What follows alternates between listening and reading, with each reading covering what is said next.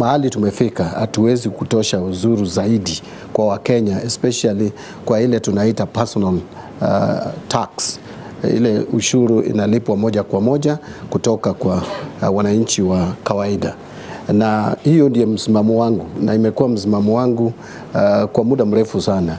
Mnajua mimi kwa masomo yangu nimesomea maneno ya accounting ama ukipenda ni uhasibu. Na kwa hiyo masomo tulifundishwa kwamba kuna mahali unafika ukiendelea kutosha ushuru, sasa badala ya kupata pesa zaidi itaanza kupungua kwa sababu wananchi wanafanya biashara ili wao pia wafaidike.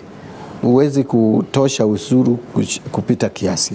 Kwa hivyo ukiangalia hii bill tumepeleka bunge, tulipeleka hii bill bunge tarehe 30th April. Hii bill tunaita finance bill. Ukiangalia vizuri, for the first time hatujaweka ile nyongeza ya ushuru vile inakuwa ukiangalia vile tulikuwa tunafanya mbeleni hapo awali.